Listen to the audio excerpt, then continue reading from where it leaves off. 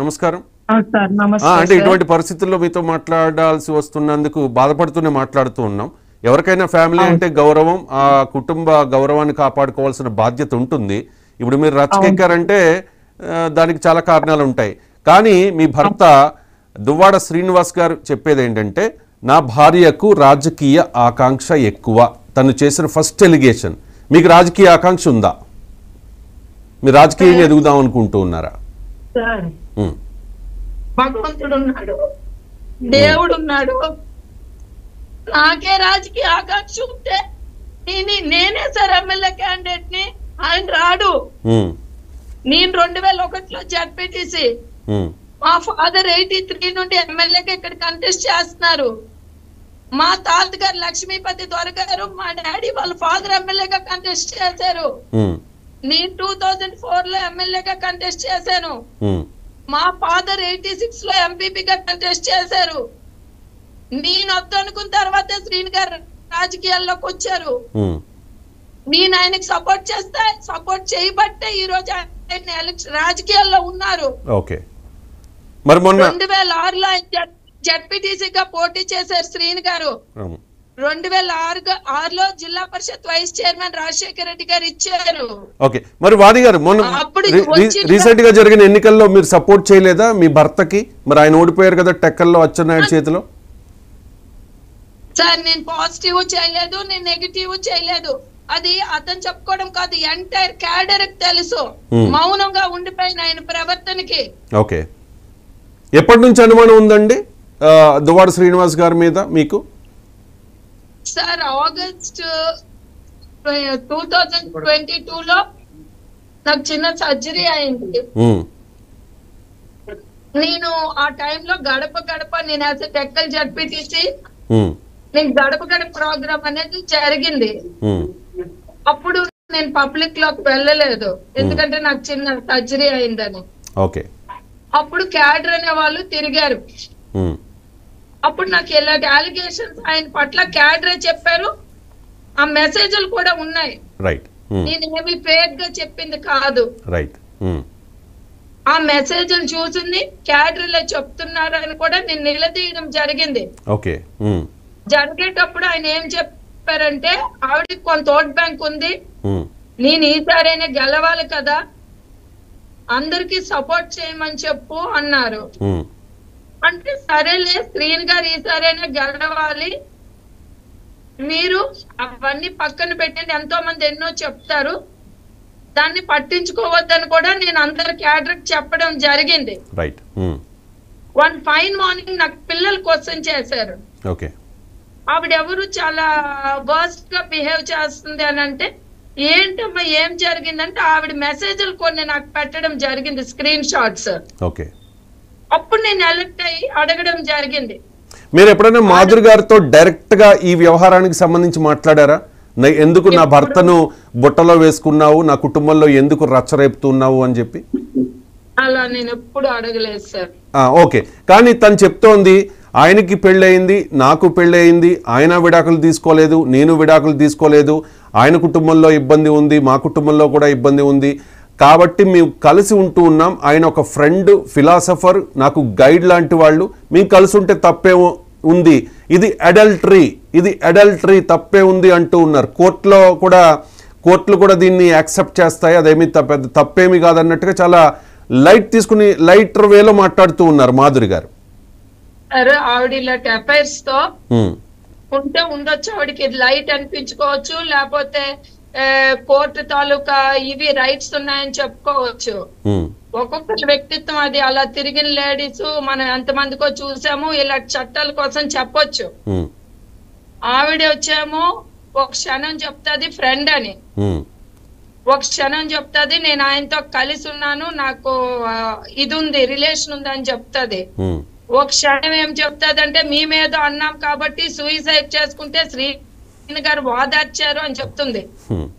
అది ఏమి నిజమో ఏమి అబద్ధమో మాకు తెలీదు. ఆవిడకి ఏ రైట్స్ ఉంటే ఆయనతో తిరుక్కోవాలంటే తిరుక్కోనియండి. మీకు అభ్యంతరం లేదా? మీకు అభ్యంతరం లేదా తిరిగితే? వినండి సార్, మా ఇళ్లలో వీడియోలు తీసేసి డాన్సులు వేసుకొని మా హౌస్ లోనే ఇలాంటి వ్యవహారం చేస్తే మాత్రం మేము, మా పిల్లలు, మా ఫ్యామిలీ డ్యామేజ్ అవుతుంది కాబట్టి మేము ఊరుకోవడం లేదు. ఇప్పుడు మాధురి డాన్స్ చేసింది మీ ఇంట్లోనా? అది మా ఇంట్లో సార్. మీ ఇంట్లో డాన్స్ చేశారా? ఓకే. ఏ సందర్భంగానండి అది? మీరు ఉన్నారా అప్పుడు? మేము లేము. ఎక్కడ? ఈ కొత్త ఇంటి హౌస్ లో సార్. కొత్త ఇంట్లో ప్రజెంట్ మీరు అక్కడే ఉన్నారా? ప్రజెంట్ ఇక్కడే ఉన్నాను. అక్కడ మీరు నిరసన వ్యక్తం చేస్తూ ఉన్నారు, మీకు న్యాయం జరగాలి అని చెప్పి, రైట్? మేము న్యాయం అంటే సార్, అదొక మనిషికి 2-3 ఇల్లు ఉంటాయి. ఇది యాక్చువల్ గా నాకు ఈ హౌస్ అని చెప్పలేదు, ఇది పార్టీ కార్యాలయం అని చెప్పారు. ఓకే. సరే లేకపోతే ఇక్కడ కార్యాలయం అని కట్టి ఒక మీద ఒక హౌస్ క్రియేట్ చేసి దాంట్లో ఇలాంటి కార్యక్రమాలు అనేది ఆవిడ చేస్తుంది.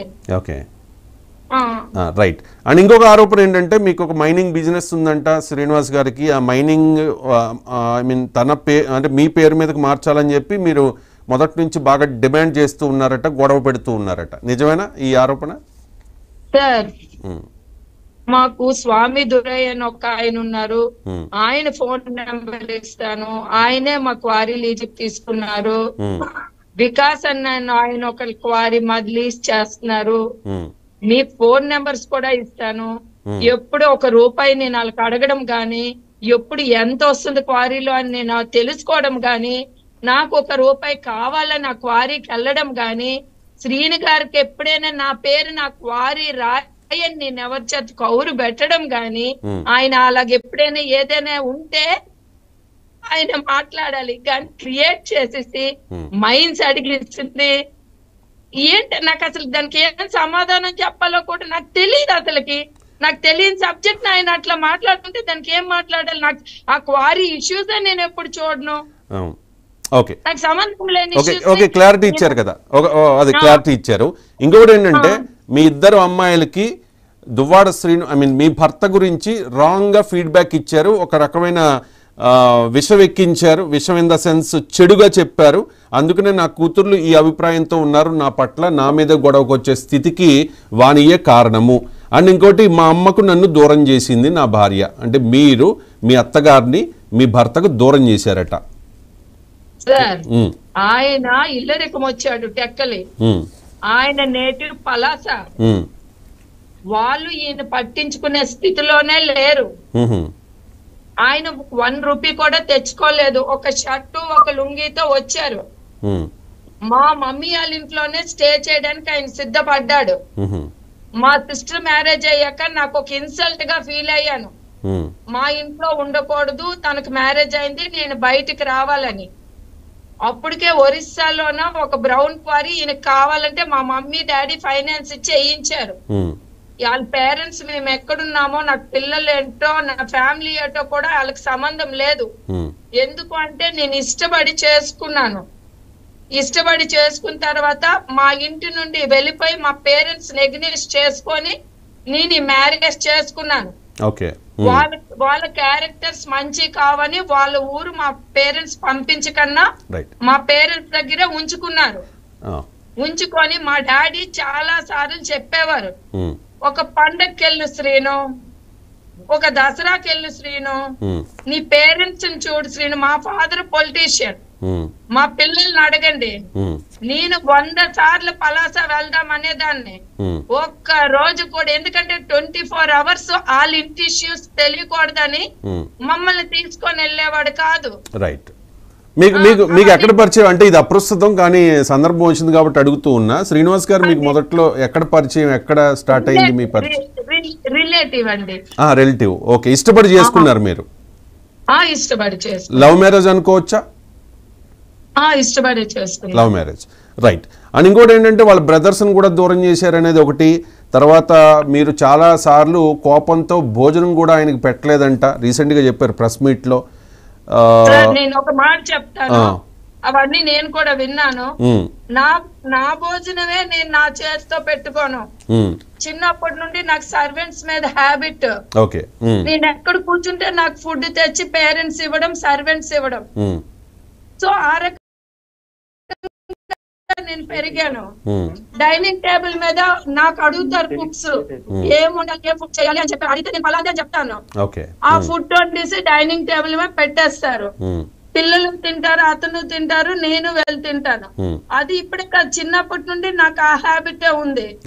నేను ఎప్పుడు కిచెన్ కి వెళ్ళి వండి జస్ట్ అబ్జర్వేషనే చేస్తాను. నేనే కదా, మా సిస్టర్స్ అవని ఎవరవని మాకుండే హ్యాబిట్ అది. మీరు ఎప్పుడైనా మీ భర్త గారితో దువ్వాడ శ్రీనివాస్ గారితో విడాకులు ఇప్పించమని చెప్పి జగన్మోహన్ రెడ్డి గారిని కలిసి కంప్లైంట్ ఇవ్వడం జరిగిందా? విడాకులు ఇప్పించమని నేను చెప్పలేదు సార్. ఇట్లానే ఇల్లీగల్ రిలేషన్స్ పెట్టుకుంటే నేను విడాకులు ఇచ్చేస్తాను సార్. సార్ అడిగారు నాకు. జగన్ గారు అడిగారా మిమ్మల్ని? జగన్ అడిగారా?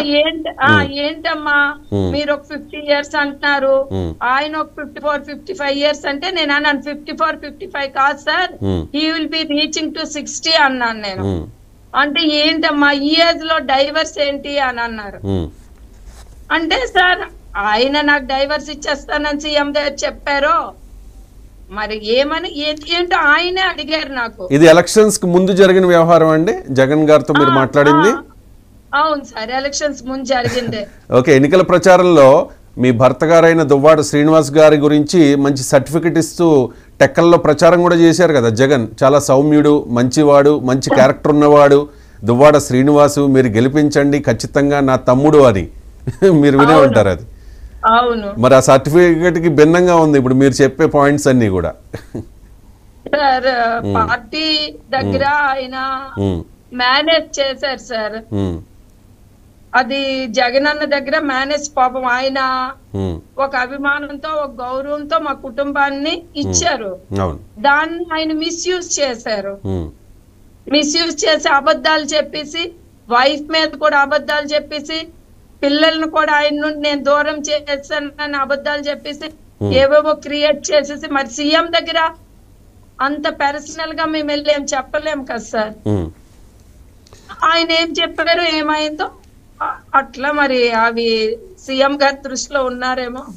రైట్. అండ్ ఇంకొకటి ఏంటంటే, ఓకే రాజకీయాలే, వ్యక్తిగత వ్యవహారాలే, కానీ ఈ వ్యక్తిగత వ్యవహారాలు, కుటుంబ పరువు, ప్రతిష్ట ఇవన్నీ కూడా కన్సిడర్ చేయాల్సి ఉంటుంది ఒక్కొక్కసారి ఒక మనిషి క్యారెక్టర్ డిసైడ్ చేసేటప్పుడు. ఉదాహరణకు ఈ విషయం కనుక ఎలక్షన్స్కి ముందు జరుగుంటే నాకు తెలిసి ఆయనకి 77,000 ఓట్లు ఎన్నో వచ్చాయి దువ్వాడ శ్రీనివాస్ గారికి, అవి కూడా రావేమో, అంతే కదా.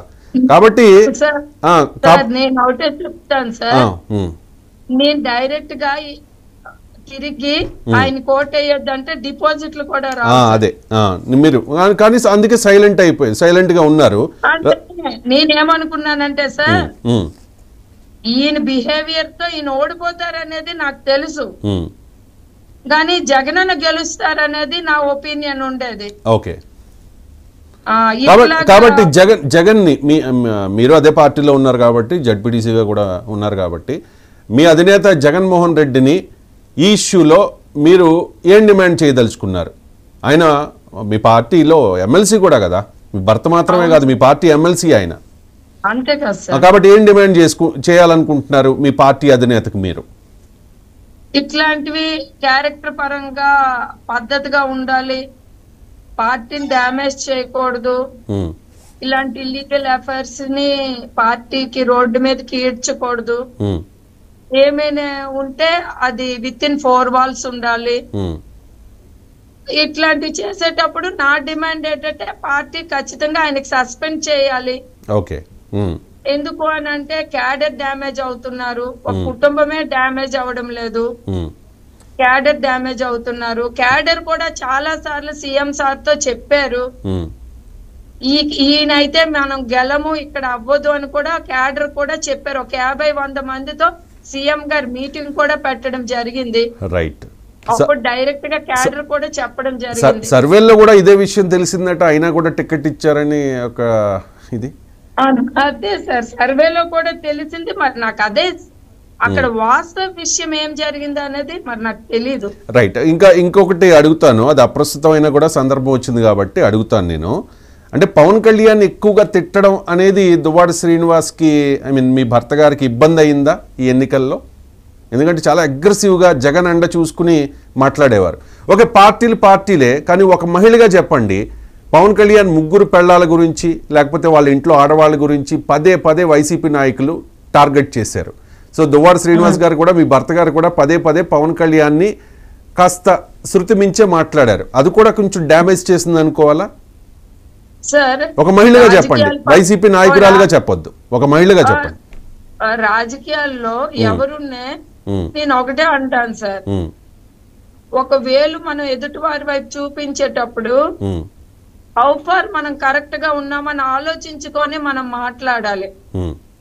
కానీ బయటకు ఒకలాగా లోపల ఒకలాగా బిహేవ్ చేస్తూ రాజకీయాల కోసం వ్యక్తిగత టార్గెట్లు చేయడం, వ్యక్తిగత విమర్శలు చేయడం అనేది కరెక్ట్ కాదనేది నా అభిప్రాయం. రైట్ అండి, వెరీ స్పోర్టివ్ గా చెప్పారు మీరు. ఒక వైసీపీ నేతగా కాకపోయినా ఒక మహిళగా చెప్పారు. ఎందుకంటే ఒక మహిళగా మీరు ఇబ్బందులు పడుతున్నారు కాబట్టి మీరు రెస్పాండ్ అయ్యారు. ఫైనల్ గా ఒకటి అడుగుతాను నేను, పార్టీలకు అతీతంగా పవన్ కళ్యాణ్ గారు ఎవరు వెళ్ళిన సుగాలి ప్రీతి ఇష్యూలో ఆయన రెస్పాండ్ అవుతూ ఉన్నారు. ఆయన సిబిఐకి అప్పచెప్పి మీకు న్యాయం చేస్తాము అని చెప్పేసి, రీసెంట్గా ఒక అమ్మాయి మిస్ అయిపోతే ఇమ్మీడియట్గా ఫోన్ చేసి, అంటే యుద్ధ ప్రాతిపదికన పోలీసులు రెస్పాండ్ అయ్యి ఎక్కడో కాశ్మీర్ తీసుకెళ్ళిపోయాడట అబ్బాయి, ఒక అమ్మాయిని లేపుకుని వెళ్ళిపోయాడు.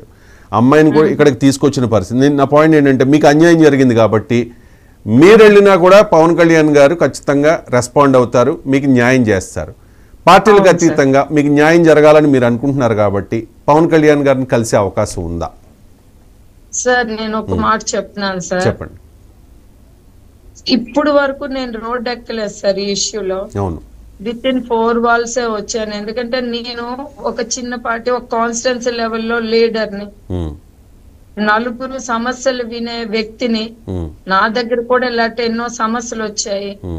నాకు నేను సాల్వ్ చేసుకోవాలి నా ఫ్యామిలీ సమస్య అనేది చాలా ప్రయత్నం చేశాను, కానీ అవ్వలేదు కదా. అవ్వలేదు కాబట్టి జగనన్న దృష్టిలో కూడా పెట్టాలి అనేది నా డిమాండ్. ఇప్పుడు వరకు ఓడిపోయిన తర్వాత జగనన్న దగ్గరికి ఇంతవరకు నేను వెళ్ళలేదు. ఎందుకంటే ఈ పర్సనల్ ఇష్యూస్ తోనే నేను సఫర్ అవుతున్నాను. నాకు క్యాడర్ చెప్పారు, మేడం సార్కి ఒకసారి కలవండి అని కూడా చెప్పడం జరిగింది. నేను టైం చూసుకొని సీఎం జగనన్న దృష్టిలో కూడా పెడతాను. యాజ్ ఏ పొలిటికల్ లీడర్ గా కాకుండా నాకు ఒక బ్రదర్ గా, జనసేన అధ్యక్షులుగా పవన్ కళ్యాణ్ గారి దృష్టిలో కూడా పెడతాను. నేను ఎందుకనంటే శ్రీని గారు పిఆర్పి నుండి కూడా పోటీ చేశారు. చిరంజీవి గారికి కూడా ఇలానే జగనన్న ఎలాగైతే రాముడు దేవుడు పొగిడారో, ఆ రోజు చిరంజీవి లేకపోతే పిఆర్పిలో శ్రీని గారికి టికెట్ రాదు. ఒక ఎమ్మెల్యేగా కూడా ఫోకస్ అయ్యే పరిస్థితులు ఈ నియోజకవర్గంలో శ్రీని గారికి లేదు. ఫస్ట్ టైం శ్రీని గారు ఎమ్మెల్యేగా ఫోకస్ అయ్యారంటే అది పిఆర్పి పార్టీ నుండే ఫోకస్ అయ్యారు. కాబట్టి ఖచ్చితంగా చిరంజీవి గారు గాని పవన్ కళ్యాణ్ గారిని అంటే మాకు చాలా గౌరవం ఉందండి. అట్లాంటిది ఏమీ లేదు. కాకపోతే ఇది నా ఫ్యామిలీ మ్యాటర్, నా ఫ్యామిలీ ఇష్యూ కాబట్టి విత్ ఇన్ 4 walls ఉండాలి అనేది నేను ట్రై చేస్తాను. విత్ ఇన్ 4 walls అని మీరు అనుకున్నారు, కానీ రోడ్ ఎక్కాల్సిన పరిస్థితి, మీ ఇంటి దగ్గరే మీరు నిరసన వ్యక్తం చేయాల్సిన పరిస్థితి, జగన్ కి మీరు చెప్తాను అంటూ ఉన్నారు. మీ డిమాండ్ ఏంటంటే ఆయన్ని పార్టీ నుంచి సస్పెండ్ చేయాలి, ఆయన ఎమ్మెల్సీ పదవి తీసేయాలి, ఆయనకి అనర్హత వేటు వెయ్యాలి, అది మీ డిమాండ్. ఒకవేళ జగన్ పరిధిలో ఇది తేలకపోతే, ఆయనకి ఏదైనా ఆబ్లిగేషన్స్ ఉంటే దువ్వాడ శ్రీనివాస్ గారితో జగన్మోహన్ రెడ్డికి, ఖచ్చితంగా మీరు అన్నారు కదా ఇప్పుడు ప్రభుత్వం దృష్టికి తీసుకెళ్తాను, పవన్ కళ్యాణ్ దృష్టికి తీసుకెళ్తానని చెప్పి. నిజంగా నాకు తెలిసి మీరు అపాయింట్మెంట్ అడిగితే ఖచ్చితంగా పవన్ కళ్యాణ్ గారు అపాయింట్మెంట్ ఇస్తారు, వెంటనే మీ బాధ వింటారు. నాకు తెలిసి మీకు ఏదైనా న్యాయం కూడా జరగచ్చు నేను అనుకుంటూ ఉన్నా, ఎందుకంటే ఆయన గురించి పర్సనల్ గా కూడా నాకు తెలుసు కాబట్టి. ఇది నేను చేయడానికి ఏంటంటే సార్, రాజకీయంగా నేనేదో టీడీపీతో సేల్ అయిపోయానని ఇప్పుడే శ్రీని గారు ఆ మాటలు కూడా చెప్పారు. నేను అచ్చెన్నాయుడు గారి ఇష్యూస్ లో ఇన్వాల్వ్ అయ్యారని, మాకు ఆయన ప్రోద్బలంతోనే మేము ముందు ఇట్లాంటి క్రియేట్ చేసేస్తారని, నేను వెనక ఇది కూటమిలో భాగం కదా మన జనసేన, బీజేపీ, టీడీపీ, నేనే నిర్ణయాలు తీసుకొని ముందుకెళ్లేటప్పుడు ఆచితూచి వెళ్ళాలి కాబట్టి ఆలోచిస్తున్నాను సార్. కానీ ఖచ్చితంగా జగనన్న గారి దృష్టికి వెళ్ళాక 100% దీనిపైన దృష్టి పెడతారు. ఎట్టి పరిస్థితుల్లో ఆయన చాలా శ్రమ పడుతున్నారు టెక్కల కాన్స్టిట్యున్సీ కోసం.